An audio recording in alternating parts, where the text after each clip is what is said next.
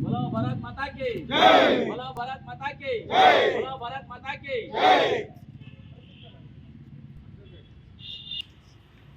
वंदे मातरम, वंदे मातरम, वंदे मातरम, वंदे मातरम, वंदे मातरम। बोलो भारत माता की जय। बोलो भारत माता की जय। बोलो भारत माता की जय।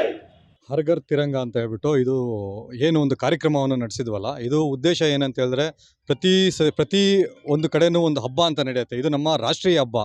ರಾಷ್ಟ್ರೀಯ ಹಬ್ಬವನ್ನು ನಾವೆಲ್ಲ ಖುಷಿಯಿಂದ ಆಚರಣೆ ಮಾಡಬೇಕು ಅಂತ ಒಂದು. ಆಮೇಲೆ ನಮ್ಮ ಏನು ಹರ್ ಘರ್ ತಿರಂಗ ಅಂದರೆ ಪದನೇ ಹೇಳೋ ಥರ ಪ್ರತಿಯೊಂದು ಮನೆಯಲ್ಲೂ ಬಾವುಟ ಹಾರಿಸ್ಬೇಕು ಅನ್ನೋದು ಇದರ ಉದ್ದೇಶ. ಆಮೇಲೆ ಬಾವುಟನ ಯಾವ ರೀತಿ ಹಾರಿಸ್ಬೇಕು, ಆಮೇಲೆ ಪ್ಲಾಸ್ಟಿಕ್ ಬಳಕೆ ಆಗದೇ ಇರೋಂಥ ಒಂದು ಬಾವುಟನ ಹಾರಿಸ್ಬೇಕು. ನಂತರದಲ್ಲಿ 15ನೇ ತಾರೀಕು ಆದಮೇಲೆ ಈ ಬಾವುಟನ ಯಾವ ಥರ ನಾವು ಸಂರಕ್ಷಣೆ ಮಾಡಬೇಕು. ಆಮೇಲೆ ಪ್ರತಿಯೊಬ್ಬರಲ್ಲೂ ಒಂದು ದೇಶಭಕ್ತಿಯನ್ನು ಮೂಡಿಸುವ ಒಂದು ಕಾರ್ಯಕ್ರಮ ಇದು. ಆಮೇಲೆ ಈ ಬೈಕ್ ರ್ಯಾಲಿ ಮುಖಾಂತರ ನಾವೆಲ್ಲರಿಗೂ ಏನು ಮುಖ್ಯವಾಗಿ ಹೇಳೋಕ್ಕೆ ಹೊರಟಿದ್ವಿ ಅಂದರೆ, ಯಾವುದೇ ರೀತಿಯಿಂದನೂ ಪ್ಲಾಸ್ಟಿಕ್ ಬಾವುಟಗಳನ್ನ ಉಪಯೋಗಿಸ್ಬೇಡಿ. ಆ್ಯಂಡ್ ಎಲ್ಲರ ಮನೆಯಲ್ಲೂ ತ್ರಿರಂಗ ಏನು ಹರ್ ಘರ್ ತಿರಂಗ ಅಂತ ಹೇಳ್ತಾರೋ ಪ್ರತಿಯೊಬ್ಬರ ಮನೆಯಲ್ಲೂ ಬಾವುಟ ಹಾರಿಸಿ, ಆಮೇಲೆ 15ನೇ ತಾರೀಕು ಆದಮೇಲೆ ಆ ಬಾವುಟವನ್ನು ಯಾವ ರೀತಿ ತೆಗೆದುಬಿಟ್ಟು ಸಂರಕ್ಷಣೆ ಮಾಡಬೇಕು ಅನ್ನೋದು ಉದ್ದೇಶ ಇದ್ರದ್ದು. ಆ ರೀತಿಯಿಂದ ಇವಾಗೊಂದು ಕಾರ್ಯಕ್ರಮ ಮಾಡಿದ್ವಿ. ನಂತರ ನಾಳೆ ಎಲ್ಲ ನಾವು ಸ್ಕೂಲ್ಗಳಿಗೆಲ್ಲ ಹೋಗ್ಬಿಟ್ಟು ಇದ್ರ ಬಗ್ಗೆನೂ ಒಂದು ಸ್ವಲ್ಪ ಎಕ್ಸ್ಪ್ಲೇನ್ ಮಾಡ್ತೀವಿ ಮಕ್ಳುಗಳ್ಗೂ. ಇದು ನಮ್ಮ ಉದ್ದೇಶ ಆಗಿರುತ್ತೆ.